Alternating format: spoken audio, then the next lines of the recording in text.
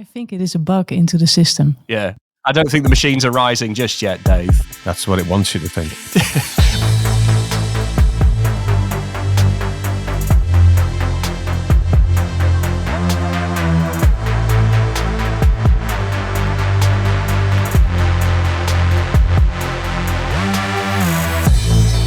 Welcome to Cloud Realities, a conversation show exploring the practical and exciting alternate realities that can be unleashed through cloud-driven transformation.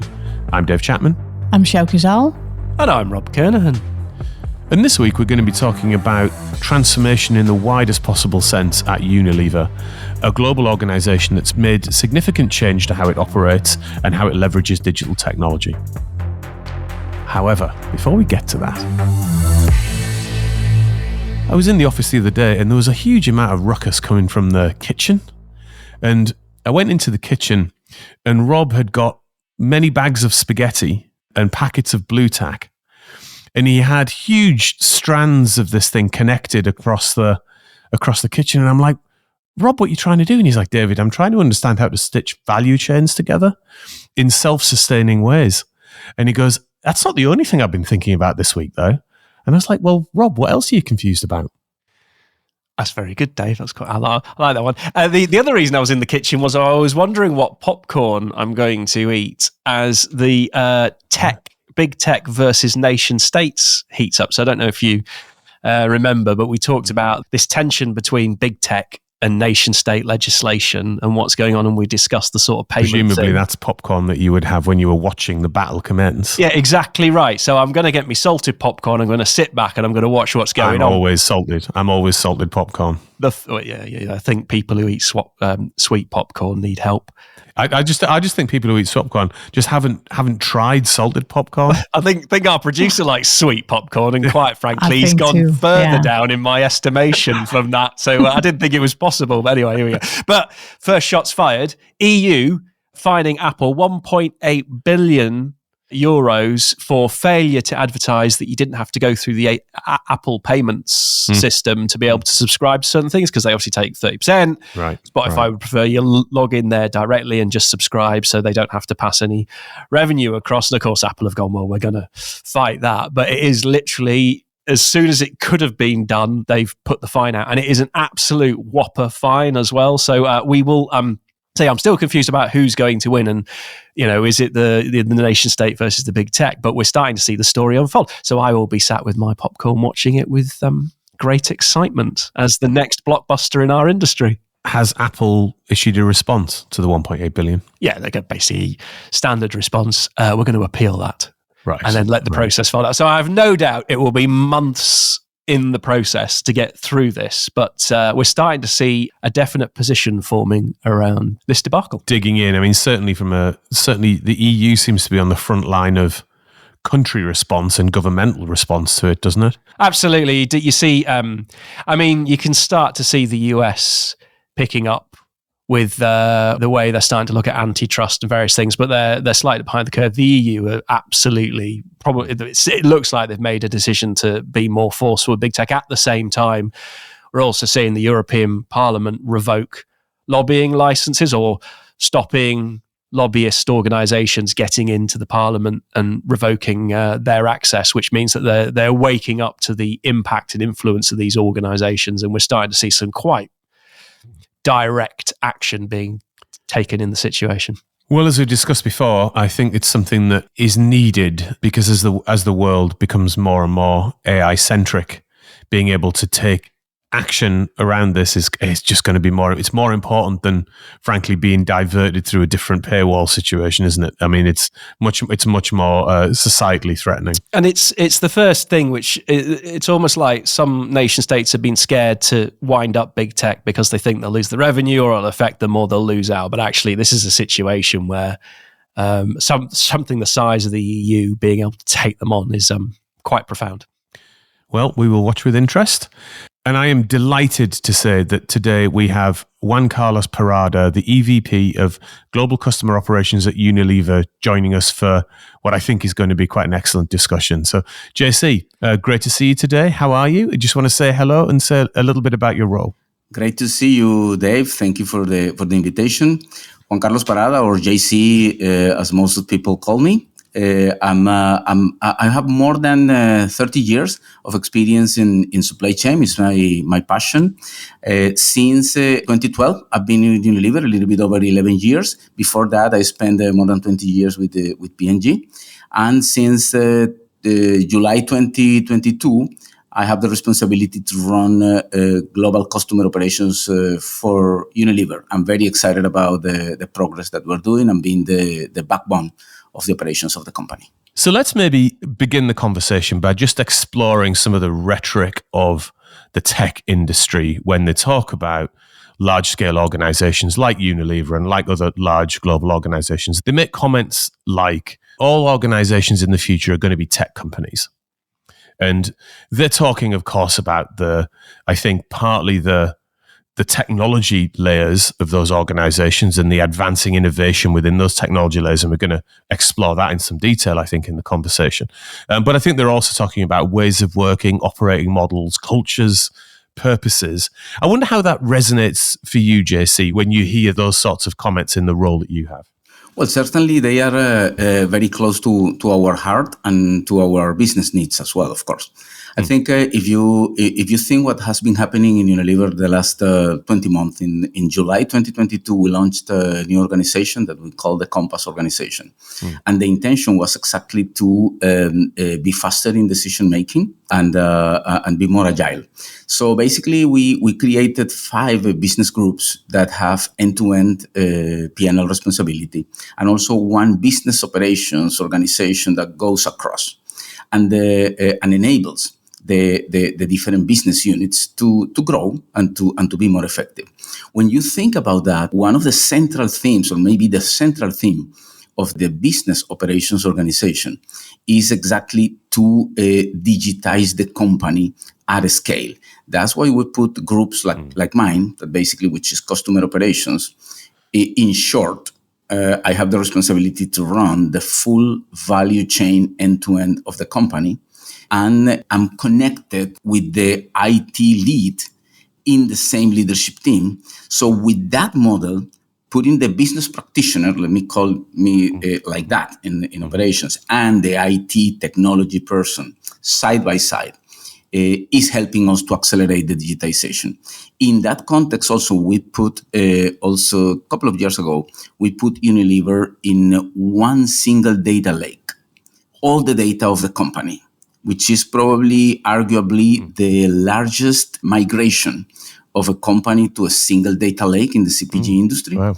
And basically, this is all creating the base for the data to flow seamlessly, one version of the truth, and accelerate with these 2 elements. There are many more, but these 2 big elements, the organization structure and the movements that we're making and putting everything in the cloud, single data lake, etc., to accelerate the digitization that we're seeing and make all this data available and workable for more effective and smarter solutions. So much in that to unpack and think about. So we talk about on the show a lot about, from an IT-centric perspective, IT out, we talk about creating organizations with platforms in them, and those platforms could be data lakes and data platforms, or they could be compute platforms like the cloud, or in the very near future, AI platforms. And then vertical product domains that connect directly into business leadership teams and into the business practitioner conversation. And it sounds like you've almost done that on steroids, with identifying huge value chains and then joining up the IT practitioner or the digital practitioner with the business practitioner. Could you give us an insight into that conversation and what's functioning about that to you? So why is that better than, say, the old model of IT? Well, that's a great question. Let me start giving you a little bit of a background so you can understand what I'm saying. Great. I think the first point is a few years back, 3 years ago or so, a little bit more, we launched a project called Integrated Operations. And the intention of that project was, let me put it this way, twofold. One was to redefine the concept of end-to-end value chain, to be what we call an industry first in the CPG industry. Industry first because of the expanded scope. Specifically, we created Mike Function now with this project to be the starting point. Now is the sales operations, all the promotional planning and execution with our customers, and then I'm integrating that with the traditional end-to-end supply chain planning processes. Mm-hmm. Then all this is also integrated with the demand capture, order management, delivery scheduling, logistics execution, delivery to customer management, and closing the loop with collections. So what I'm saying is that the first point is that that redefinition of the extended value chain has put together elements of traditional sales, supply chain, finance, and IT under one single group, which is mine to run the operations of the company with this 360 view, one-stop shop for our customers. So that's the first big point on this, on what we did with this project. The second point on that framework is a little bit more technical. The project has also brought a very well-defined and well-thought architecture. So with that and the processes behind it is creating what we call the revamped ERP of customer operations. Right. With these two things, the redefinition and the creation of the ERP of customer operation, we have created my function that's now 20 months operating, and they're starting to show clearly this superior level of results. Of course, and let me stop here then, we put all that I said in, as I said, in a single data lake, and the data is flowing seamlessly end-to-end through our entire architecture from customer promotions to collections. A complete line of sight as to what's going on across the value chain then. Give us an insight, if you wouldn't mind, into the new style of leadership conversation that you can now have as a result of having both that data line of sight, but actually also having that multidisciplinary team around the table that you can hold to account for various different things that are going on in that value chain. Well, on one side, certainly we're being able to step up. There are two levels of partnership. Let me put it that way. There is one that is naturally more external, which is in partnership with our sales organizations, and is this one-stop shop to our customers. Then now the data, the customer service, the supply chain innovation, all that is being able to be packed together with a broader sales program or commercial program in the joint business development plans with our customers. So that is creating a new opportunity for integration and commercial management, that as it creates more and more trust, of course, opens more commercial opportunities to do more together, more promotions, more product innovation, and accelerate growth. That's one big business partnership thing, focused externally. My second block then is, as you can imagine, having the end-to-end supply chain, I have to play an internal role of business partnering to enable the business groups to grow and to give them all these supply chain operations as a service. So we run all the operations for them, and then we have a business partnering with them to help them with the S&OP, with the efficiency of stock management, with the efficiency of service, with the efficiency of their cash collections, etc. And in the end, also, besides all these operational elements, is to bring an extra value added, leveraging the scale of Unilever, that business by business, they wouldn't be able to scale it alone. Those would be the two business partnering main relationships in my group. Phenomenal. And if we move on a little then and talk about digitalization of the processes, so clearly you've made huge steps in terms of getting access to data and leveraging your data to support the new process. What does the rest of the digitalization agenda look like from your seat? Well, it's very broad. Let me see how do I unpack this little by little. So let me start with when we put the full end-to-end supply chain, you can imagine that we have organized this block by block of the supply chain. So a first point of digitalization, it goes through, of course, establish the operational excellence, then hyper automation, and then real AI and machine learning. Right. So then you can think this into steps that we have been exploring. We have defined a series of skills that we wanted to develop in artificial intelligence. Examples: production planning optimization, finished goods norms, for optimization as well, service and stock, purchase orders adjustment. And I can continue on and on. We are focused in at least 50 skills that are basically covering and continue to expand to optimize those elements of each and every one of the blocks in the supply chain. That's one step that we have been experimenting with a lot of success in the last 2+ years. And we are finding fascinating things. We are finding a lot of decisions that we didn't even know that we could make. And now they are visible, but this comes in millions. So then the magic is that even that now that we know, if we go on the human base only, we simply cannot make the decisions anyway. Right. So what we are finding is now the artificial intelligence is helping us. A lot of the optimization that we see is that we are making many more decisions. We are conscious about the decisions that we could make. And the systems, as they learn and learn and learn more, is taking care of a significant amount of those millions of decisions that was possible to make. The second big point, and this is happening block by block in each and every one of the elements of the supply chain, there is a second big block, which is the optimization across. Then we have defined a very clear cognitive layer in the architecture of customer operations. One of the suppliers that we're working actively is, for instance, Aera. And basically, we are creating this end-to-end integration to then extract value across and start connecting with the ultimate vision, the customers with the suppliers. And today, we can discuss later, but we have already some of those projects already taking place. Some of them already at gaining scale, some of them at the pilot level. But the point is, we are exploring AI in these two blocks and extracting a lot of value in terms of service, in terms of cash, and certainly in terms of cost as well. When you look at Unilever, market-centric organisation, huge diversity of requirement, and you think about this digitisation, requirements come from everywhere, all over the globe, across modern trade, distributed trade, etc.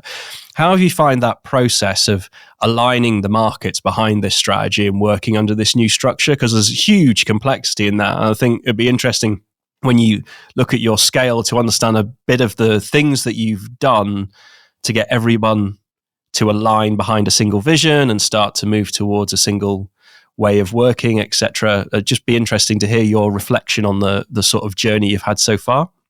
Yeah, and of course, as you can imagine, this is in constant evolution as we learn how to democratize more the resources and how to accelerate the innovation and evolution in the front line.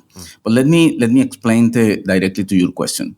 You might want to think, remember what I said in the beginning, I'm running the customer's operations, but I'm side by side with the IT leader of the company. Let me technology leader of the company in a broader sense. So on my shoulders would be 50 to 60% of the digitization needs of the company, whole value chain. But there is another good 40% or so that goes to elements like the one you're mentioning, right? More marketing or HR services or many other services of the different groups of the company. So then everything that I'm explaining about customer operations will take care of this good 55 or 60% of the digitization of the companies in the whole value chain. And we do the orchestration that I mentioned before with the business groups and with our sales teams. Then you want to think that then the rest of the services organization is organized by experiences. Let's say people experience. Right. Of course, I get support of customer experience or marketing experiences or market intelligence. So there are all these blocks of service. Then those services, they will connect with the different operational groups on the business groups or in our sales teams to develop specific intelligence technology in these areas that we have defined as services where we want to unlock value as a priority. I want to actually return to something you touched on in that answer at the beginning there, which was the sort of incremental evolution of services as you're going forward. It sounds to me like you are taking and I use this word with a small a, not a large methodological a, but quite an agile and iterative approach to working your way through this.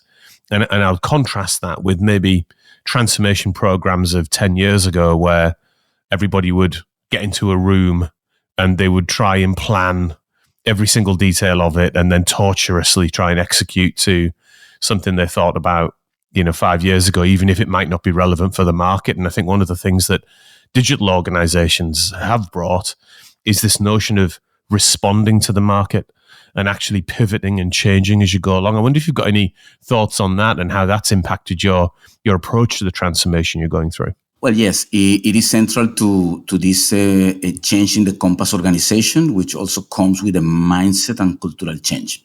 So specifically, if we think about the business groups organizations, we have orchestrated a process based on the segmentation techniques in which they define their individual strategies, and they have freedom to grow and define the priorities that will benefit their growth and their P&L. And that could differ from personal care to home care to ice cream, etc., right?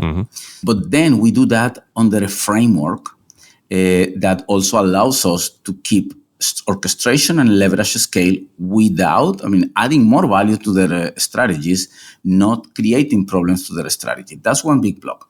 The second big block is that our sales organizations are organized, as you can imagine, by customer and by markets. Then that gives us the sensibility of what's going on in Europe or Latin America or China or South Asia, right? Yeah. Then we can respond to these, the market needs in different ways. When you put these two things, as I said, I'm using again the word orchestration because it's a lot of freedom within a framework that keeps us together efficient as a company, business by business and region by region.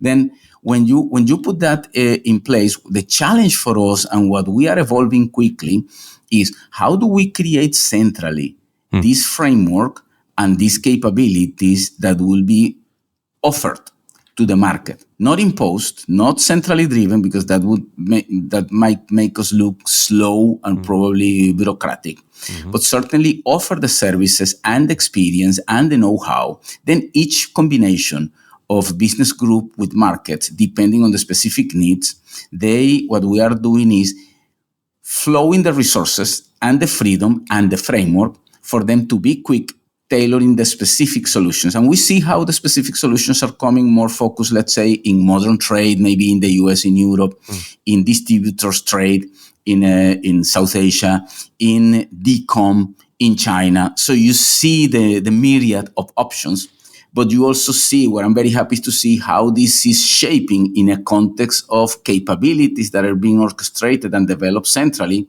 but that they are enabling the business in the front line, which is where we want agility. And I suspect markets have probably responded quite well to that. So they get the structure and the capability, but they get the ability to use it in the way they need to, because you've given them a framework. As long as they stay within the framework, they're good to go. So you're not over centralizing and controlling and saying no, but you're saying, let us enable you. I suspect they've responded quite well to that situation and they're now sort of embracing it. Have you seen that pull now that they want to get involved and talk about the next step and want to develop that as well? The simple answer is yes, but of course it's not easy. There are different interpretations, there are different characters, there are different leadership styles. But you mentioned the key word that we have been using. In the end, what we want is to offer a framework, what we want is to offer a capability. So what I have done is to establish a very clear, simple guidance for people. We need to understand that the front line, either call it markets, business groups, sales, the front line that are running the business, they own the what. Yeah. The central groups, our unique value added is to own the how. When you combine that and they see that there is a lot of very few but very smart people bringing the best of the market, the best of the technologies that will help to their what. When this magic is properly explained and the discussion happen in those terms, then the what immediately generates the pull, which is the word that you mentioned that is key. Yep. And then when that pull is there, the one in the driver's seat for the business result, for the what, is the front line. And then they come to the global organizations that instead of calling them bureaucracy or you're trying to tell me what to do, they come with the pull to say, teach me, enable me, bring me the software, the technologies for me to accelerate my results, my what. That's the magic. So it's a nice inversion, isn't it, from the sort of center tells you what to do to the center enables you and supports you to do, bigger and better things for the organization. Absolutely, and I think that that responds to the world is a complete tapestry, right? I mean, things happen at different speeds and with different needs across the globe. So then, this is why we are enabling the front line to define the what, and then what we need is to enable them, not to strictly tell them what to do. They are in a better position than the central groups to define exactly what to do in their markets.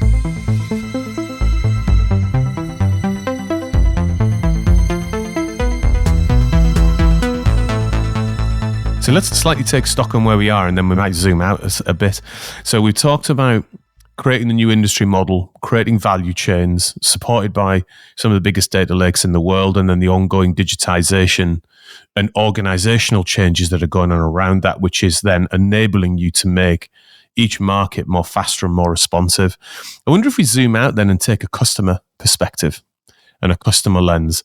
What's your vision of what you want to try and create for the customer of your organization? And do you see that as one customer? Because you've got a very complex product set.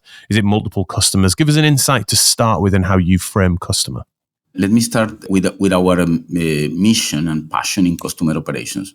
Customer operations was defined as a customer-centric, people-first, and tech-driven organization. Those are the three key elements that define our direction and personality. And one of our key objectives is to become the preferred supplier, the supplier number one for our customers. And basically, that's because that's a good business for our customers and for ourselves. That is demonstrated that accelerates growth when you can create those conditions. So that's the starting point. Specifically to your question, with that in mind, what we're doing is, or my vision is that we are moving to create what I call personalized, quote unquote, solutions for each customer. And this is possible, particularly with the connections of artificial intelligence. Of course, for that, we need to come back to what we discussed at the beginning of the podcast, which is the levels of trust and collaboration and partnership. Right.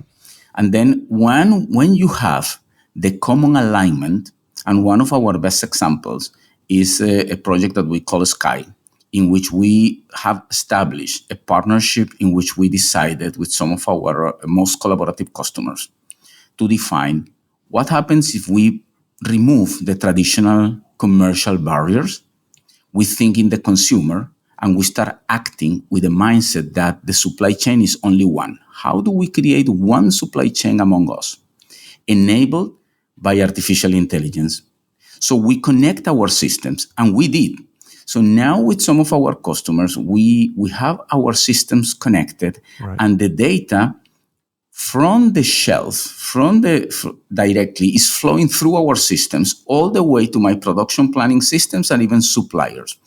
And the magic is happening. And this is, on one side, we are creating a framework for solutions dedicated to modern trade, solutions to distributors, solutions to DCOM, etc. But if it's a framework. The magic is that with artificial intelligence and the systems connectivity, this also allows me to personalize in a manageable way the relationship with the customer. So then, with that in mind, Dave, my key point is I'm on the way to create individualized, personalized solutions for our customer that adapts best to their needs, and the AI systems is resulting a big unlock to differentiate those solutions for the customers. Do you intend that right down to consumer level or to say your B2B customers? In my vision, yes, of course, we need to get to the consumer. I'm explaining the connection with the customer on the consumer side specifically. This is a journey, and I believe, in my view, they are still going a little bit in parallel with a merging point in a not too distant future. Cool. How far out do you see that being? Once we complete these pilot models and we have the clarity on how to enable this, I think the evolution will be quick. I think also you've got the point around the technology in this space is moving very fast, and the mastery of that technology is also moving quite fast. So, you might find that you do some stuff today and then there's a completely new capability that comes out, and the style of the organization needs to be highly agile to intercept something new and build it back in, retrofit, the loops that we've been discussing.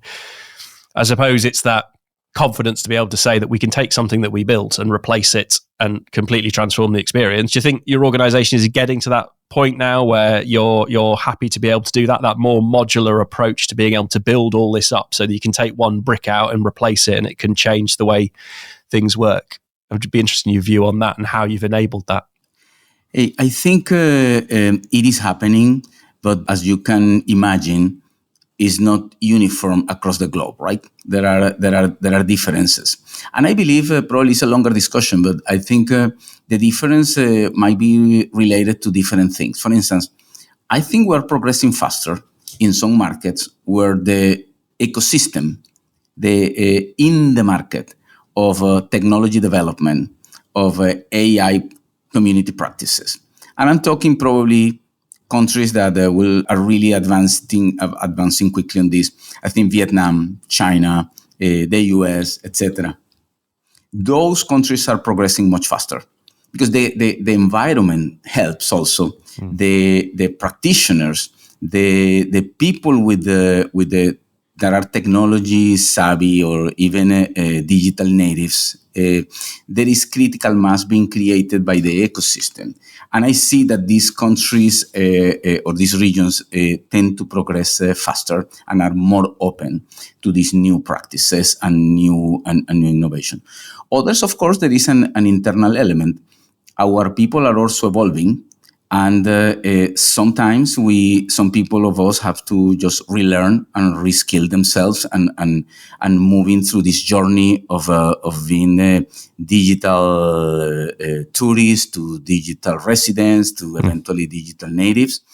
And in other countries that where probably there is a stronger inflow of younger people that are coming with a different education, they more naturally connect to the elements of innovation. Those two elements, the community and the evolution of our own human resources, I believe they establish different dynamics and different speeds in the different regions. But the great thing about that is those pioneering countries and regions can benefit all. So you can take what worked really well there, and then you can say to other areas, markets and regions, say, hey, you should work like this because look at the results we got over there and it fits your what, as you called it. So that ability to learn around all the areas from what those pioneers are doing must be quite powerful. It is happening at different paces. We come back to the magic of the global groups. But being transparent also, I think probably you could see that there is also an element that we have to be very mindful of the pride of the different organizations. And sometimes, of course, in the innovation process, the people that have created the solution and is exporting the solution, it's easier for the people to say, okay, I have to receive what others are saying to do. So then we are teaching the organization and rewarding the organization to learn to steal with pride. Yeah. For the speed of nice phrase, still with pride. Still like with pride, because that will help you to accelerate results. And you need to be rewarded for that. You need to be proud of that. Because once you level yourself and you are not lagging, then this is where your own differentiated innovation starts.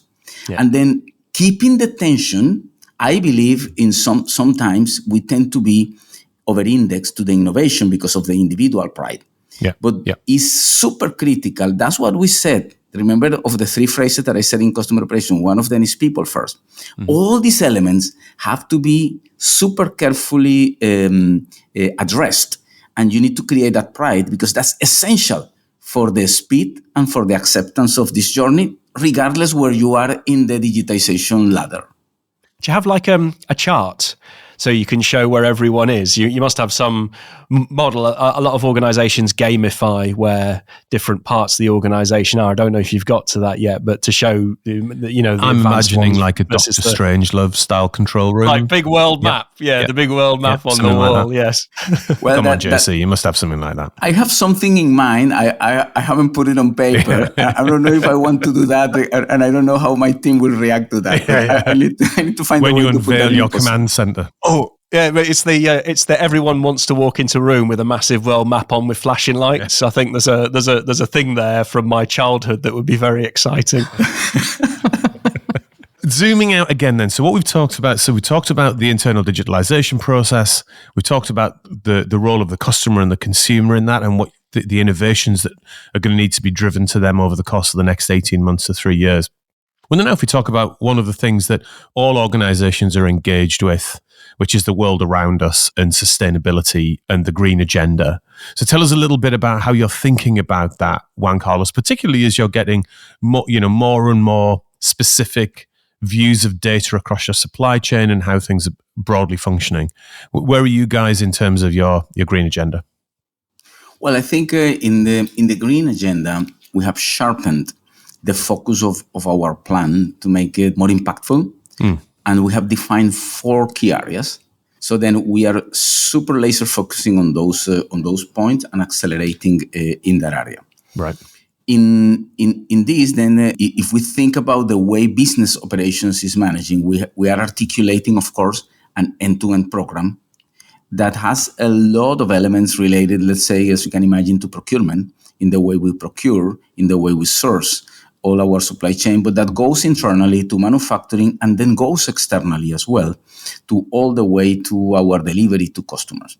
If we think about customer operations, then specifically, where I go deeper in this contribution to the sustainability agenda. One of the most critical elements is, for instance, our carbon footprint from transportation. That's why we are focusing in that area. However, in the context of the broader Unilever, the total logistics footprint is only 3% of the total carbon footprint of the company. Okay, right. And of course, we have a big job to do also on the social part and with people in our extended supply chain, meaning all the transportation service providers and everyone working in the outbound supply chain. If you think a little bit about the carbon part, we are progressing to our 2030 and 2039 plans, which is the kind of the 2 milestones that we have in mind. Well, but and we are gaining a lot through operational efficiencies, reinventions of the go-to-market, and finding the way to travel less to be more effective. And that, in the short term, is helping us big time. The mid-term unlock will be related to the transformation of our truck fleets to more sustainable energies, maybe the EV trucks. Right. We are progressing well in some areas, particularly in ice cream, and particularly with the smaller fleets, last mile, in city, smaller distribution. I think the largest challenge we are finding still in the long hauls, and particularly because of the cost of the trucks. Yeah, the batteries for long haul are a real challenge, aren't they? They're like they're massively heavy and they don't have the ranges yet. It is a big challenge. As soon as the industry manages to lower, it's a matter of time, I believe. But the question is, how can we accelerate that? Because the obstacle is very clear. The cost of the trucks and the batteries is still so high. And then it creates an obstacle. The cost of entry is very high. Then the question is, once we reduce a bit the cost of the batteries and then we create the scale of the buying of EV trucks, certainly this will unlock completely the transformation of the long-haul fleets.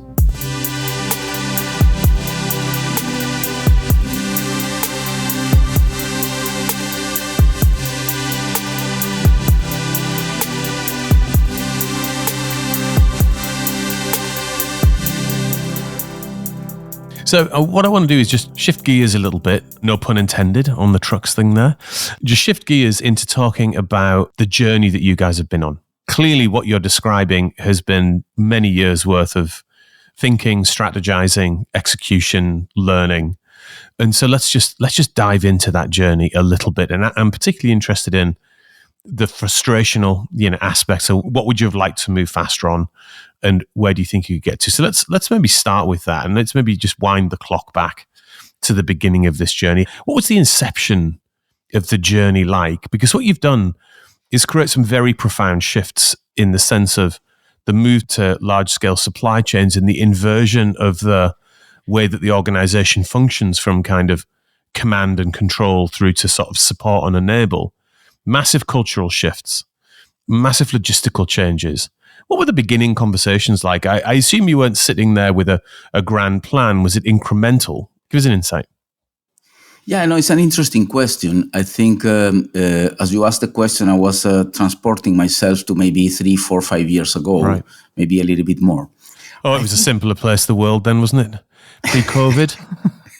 Well, even before COVID. But no, I think the point, Dave, is if I think about frustration, or it would be intensity of the moment, is that, of course, when you start thinking this end-to-end integration, single data lake, and everything we talked, that was not the point 5 or 6 years ago. We were creating this new function, but this new function reinvents the way we think about the supply chain. For instance, when I describe customer operations, 60% or so of customer operations is supply chain. Right. But as I said, it's also IT, it's finance, and it's sales. That is a tremendous shift in paradigms. From a traditional setup to getting to this point is a major reinvention in our minds, because you need to even think two things. The most tactical one, how do I deliver results, and what are the results that I'm expected to deliver in my businesses, and the way I've been during 20, 30 years being successful. So I have to reinvent myself and understand the new model. Right. That's already a challenge. Right. And the second point is why this vision, of course, is better, and how do I see that this will benefit the business. And then when we launched the Compass organization, I believe this created a very clear framework that everyone understood their new role. Then it was about landing this organization. And then the magic came with what we already discussed, which is to say, how do I create business groups that have supply chains that are end-to-end in essence, but basically with this orchestration of end-to-end value chain that is the key engine of digitization. That's a major change in organization models, but also in paradigms and in ways of working from leaders that have been used to work Right. with a model in mind for 20 or more years. Then what we found was our new place to shine in this new context. But that was a big frustration until we understood how to get there. Yeah. That point you make about needing to start to think differently and lead and behave differently, that's the big unlock for me. Like, you can see organizations the world over repeating the problem where they'll implement a vastly expensive new technology system, whatever that might be, in whatever era of technology, sort of doesn't matter. There'll be hundreds of millions of dollars pumped into it, but then the organization doesn't really fundamentally change around it. They might change things like stock coding, or they might globalize an aspect of fairly basic operations, albeit large scale. It's relatively basic in terms of what it's trying to do. And then everyone stands back and hopes for, like an enormous change in what we're doing. But actually, when you look at the business hasn't fundamentally changed. And in my mind, that's like the difference between digitizing something, but then fully digitalizing the way an organization functions and thinks. Does that resonate with you? Is that some of the issues that you were trying to scratch on? Yeah, absolutely, yes. I think probably if I go specifically to your question on the frustration was how to move from a traditional thinking to embrace this new thinking. Because Right. the initial reaction is, with these changes, someone else is eating my cheese. Yeah. And then, what am I going to eat? And then once we clarify that, which is what happened, and took good 2 years of very intense discussion and setbacks until we found and understood what is the new setup of cheeses out there, then it started to flow. Yeah. But it was frustrating. Discussions were very difficult. But it's because now in hindsight, it's because it's a major mindset change and interpretation and understanding of our roles and our responsibilities, and how do we contribute, and coming back to pride. How am I going to be proud of the new definition of my role and contributions? Right. The other thing that really intrigued me as you were telling the story of the challenges and conversations that you've been through is, what are the components that have made this successful? So I'm guilty. Like in my past years, as I worked in IT departments for 25 years and was a CIO and things like that. And certainly I've been part of and seen a number of digital transformation, in inverted commas, programs that sort of originate in IT. They don't really get the kind of momentum that they want to get. And almost that there isn't enough business conversation going on within the conceptualization of what that transformation might be. And what you're talking about here is that the conversation has really started business leadership involving IT and then going on a large journey. I wonder if you've got any insights between those two models, and do you think things that sort of originate in IT and really just stay in IT can ever really be massively successful when it comes to the level of transformation you're describing? Let me go beyond IT, because you brought to my mind something that we discussed extensively a few years back based on a Harvard Business Review. Okay. And it's how do you communicate successfully and generate engagement in a change management process? Right. And typically, in summary, is the summary of this discussion and study is that the compelling business need definition is needed, but it's not enough. It doesn't generate the level of engagement of people. To generate the level of engagement required for a change, you need to go in what they call 5 ways of communication. Certainly, one is the compelling business need, but the other is what is in it for the customers, the external view. What is in it for the society, external and purpose view. What is in it for my team, so the social sensitivity internally in the team, and what is in it for me. When we get rounded up, and I believe that study is very powerful, when you round up the communication and you give a space to these at least 5 elements that they have detected, you see the magic and the engagement coming. And I think, I believe that happened. Then to your point, when you think with that, and if you think in IT or any other function, the point is that, well, number one, you need to connect to the business, but also to address this broader ecosystem to make the element or the proposals compelling. I think then when you have that, then basically the process that I see that happened is, I already explained the process that we were discussing in terms of getting each and every one of us convinced and finding our new space and redefining and reinventing ourselves as leaders, because that's not minor, and that's one. But then with that framework, it's easier to start moving there. The second point is certainly the more clarity. Probably that came with the Compass organization a little bit over 2 years ago. And is the determination of the company, the declaration of the leadership that this is the direction of travel and this is what we expect and this is the way we are enabling or architecting the high-level system or a company structure to make this happen. And presumably being aware of the fact that it's not always going to be smooth sailing. It's not. It's a process. Yeah. And then the last one, Bob, to complement this, the third point is, we have to show the value in practical examples so people can engage, because they say, okay, this favors me. Then what is in it for me? Now I see it.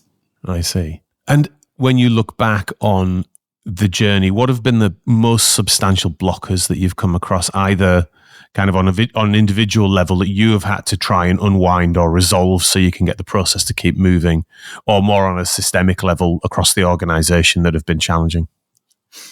Well, I think it goes around what I said about the mindset change and the redefinition of each and every one of us, both in terms of roles and in terms of understanding on how to contribute. And then in that context specifically, let's say the initial 6 to 8 months of landing the new model, it was quite a challenge, because one thing is that now the framework and the theory is clear, but now bring into the day-to-day practice and define exactly the borders, so we don't create a condition that we are stepping in other toes, but the opposite, that we are creating synergies, because we define clearly what is what you do, what is what I do, and how do we create synergies for each other. So for me, the key challenge was to set up an operation that, as the operational backbone of Unilever, I'm serving 5 EGs and sales teams. I had to demonstrate each and every one of them that we are enabling, offering them a service, creating the culture of service and pride for excellence in execution, and fine-tuning the definition of these borders of how to give service and what is value added, so we remove the feeling of either you are not helping me or you're trying to do my job and this is not your space. That was very challenging in the initial 6 to 8 months, which is to bring to reality what has been now clearly conceptualized. Two big steps. Yeah. I can imagine. And maybe to bring our conversation today to a bit of a close, I'm interested in your journey. And you mentioned the phrase when you were giving an answer there about how you'd like reinventing yourself. And that reminded me of a paper that I read called Change Leader, Change Thyself, which was about, what as a leader you need to become to reinvent, particularly the way the human systems in organizations work and all of the levels of pride and the way that people might function, particularly when you're doing something as profound as inverting the way the hierarchy functions in an organization. What do you think's been your sort of biggest personal leadership challenges you've got on this?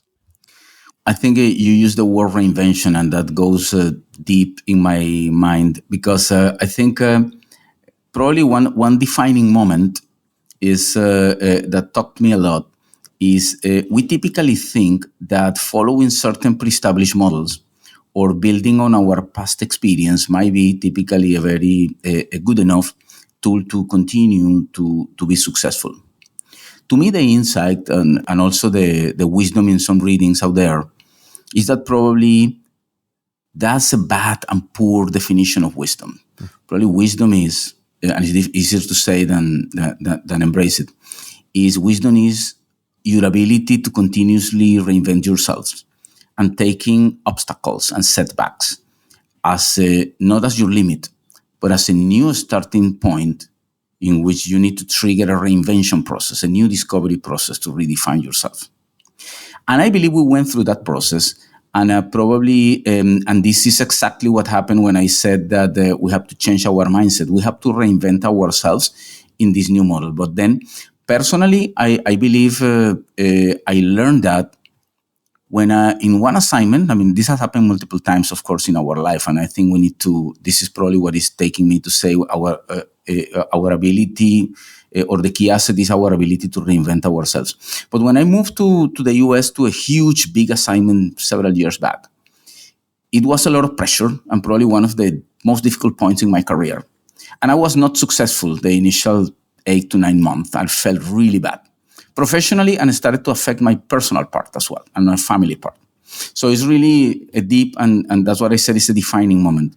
But the long story short is that what I learned at some point in time, and to be honest, this was during a dinner with my wife, and we were having a difficult conversation. At some point in time, I was expressing my frustration, and she told me, I'm not surprised of the way you're feeling and that you are not successful, because you, in the last month, you have not been yourself. You are trying to be a different person. And you need to realize that you will be able to be successful when you are honest to yourself and you find a way to manage the system being yourself. And that created a profound reflection on me. And I think she was right. And then that helped. One of the redefinitions, I gained tremendous respect because it was a lot of change in the following few weeks on my leadership style. And I said, regardless the environment here, I have to be myself. Then I gained tremendous respect on the concept of authentic leadership. And the rest is skills that I need to add to be a better leader. But it's skills. It doesn't change my essence. I cannot change my DNA. I should not change my DNA. I just need to enhance with the skills. And that was a tremendous change. The following month, it was very successful. I was able, and that created or reshaped my leadership style. And also is probably the foundation of what I do to coach my leaders, to grow them with honestly on their DNA, honestly on their authentic leadership, but they need to be conscious that they need to add skills to be better leaders, but not to change their essence. So, JC, there's a lot of change going on in the organization, and I'm sure people are understanding externally what's going on and are interested in talking to you about it. What's resonating to the outside world, and what are they asking you the questions about? Because I think that's an interesting angle to see what people are sitting up and noticing. Interesting question, Rob. As people start to see the speed in which we are digitizing, a common question and concern out there is how do I see the evolution of our people in that journey? And they also ask a question, how are we enabling that same people to evolve and to innovate, knowing that in essence, the innovation process starts with a lot of failure to accelerate learning. Those are kind of the two questions. Then what typically we reflect is we have declared that in customer operations, we are the kind of people that we need to help them to relearn and upskill themselves to the new world, because the work is changing quickly from doing the work with the support of the machines to having the machines doing the work guided by the people. And that's a complete change in the role description. And that basically, to the most successful people are people that are learning to or evolving to do digital. I have a lot of people doing digital, to being digital. It's a significant step change in the learning and the mindset. And that's why we said the future fit people in customer operations is basically people that are digitally native, networked, and commercially savvy. The three elements. But the digitally native brings this evolution from doing to being digital and understanding that the role is quickly changing. Learn a new language, learn to manage and integrate themselves with data scientists, and evolve from doing the work to guiding and simulating and creating possible futures and define what is the next level of evolution in artificial intelligence to add more value. In that place, let me complement the other part of the question is, then people say, well, initially, all this defines a lot of experimentation and failure. How do you manage failure? What we have learned is that, well, probably what I was thinking is, based on what we see in the day-to-day, number one, we as leaders need to understand that this is a journey and define a framework that will allow budgets and conditions and results expectations that will allow some level of failure before you get to greatness. And then creating that freedom within a framework is essential to create a psychologically safe environment for our people to experiment. Because if people are going to be punished because you have an expectation to create magic from one day to the other and get the result, then they won't experiment because they don't want to be negatively rewarded. Yeah. So if we understand that this is a process and we establish that framework and we really reward them for failing and learning, then basically the magic starts to happen because people want to be successful anyway.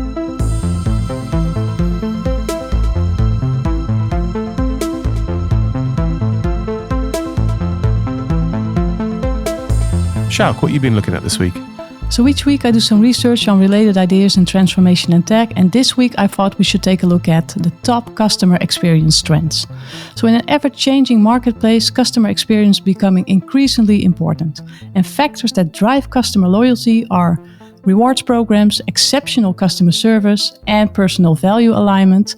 And consumers are also willing to pay more for quality customer service and a personalized experience. And additionally, the integration of artificial intelligence in customer experiences is becoming more important to create personalized experiences. So a question, are these the most important trends or elements in terms of customer experience? I mean, it's central definitively to our strategy. I think what we are doing is, yes, I want to accelerate the customer connectivity elements with this mindset of one supply chain and full integration of data because it's creating magic. So absolutely, yes, it's a top priority. I think as well, the hyper-personalization's really important. Everybody's now getting frustrated with receiving something from any organization and it not being what you need or what you want, or taking into account something that they already know about you but haven't applied that to the way that they've communicated. So how do you connect all that understanding and knowledge together to create something that allows you to do the high personalization? That is a big issue in itself across large organizations. And then there's a bit about actually how do you then present that to the individual so they get something that they want to pay attention to? Because we all get bombarded with communication all the time, yeah? So it's grabbing that attention and then allowing to bring somebody in, and then you get the click and then off you go and you've had more success. It's that which I think is becoming ever more important as everybody's competing for your personal time. But I do agree, quality data is really key. It's really the foundation of this again, right? It's always the case. There's nothing more frustrating than going to an organization and they know, but they haven't applied that knowledge. And it happens a lot in government as well, where you go to a government agency and, you should know all this stuff about me, but they struggle to connect things together. But when you do turn up and they have applied that knowledge, it gives you a warm, fuzzy feeling inside, thinking, oh, it makes you slightly digitally happy for the day. So it can have a profound impact if you actually pay attention to the person who's experiencing what you're delivering. Absolutely. Very good. Well, look, what an expansive and thoroughly engaging conversation we've had this morning on the show. So, JC, first of all, thank you so much for your time in what I'm sure is a very, very busy diary. It's been great to talk to you today. No, thank you very much. It's been to me an honor and a pleasure to be here, and thank you for the engaging conversation. It's super passionate, and probably you can feel the passion of everything that we're doing and what we want to continue to do to continue to transform the industry and help our people to shine and succeed. So thank you very much for the opportunity. It is a tremendous agenda, and to get the insight into what it's been like to lead your way through such a dramatic transformation has been absolutely fabulous.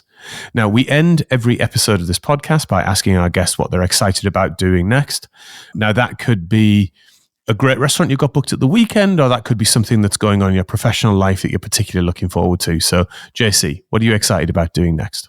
In the super immediate term, I'm super excited that I'm taking my team to do an immersion in digital, basically to learn and to challenge ourselves and see how do we evolve faster in our digitization journey. Awesome. In the midterm, of course, what we want is to continue to disrupt the industry with new models like the customer connectivity and really create competitive advantage.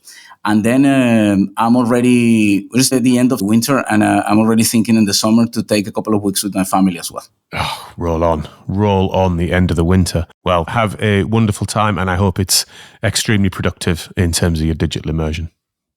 Thank you very much. So a huge thanks to our guest this week, JC. Thank you so much for being on the show. Thanks also to our sound and editing wizards, Ben and Louis, our unstoppable producer, Marcel, and of course to all of our listeners. We're on LinkedIn and X, Dave Chapman, Rob Kernahan, and Sjoukje Rob. Feel free to follow or connect with us, and please get in touch if you have any comments or ideas for the show. And of course, if you haven't already done that, rate and subscribe to our podcast. See you in another reality next week.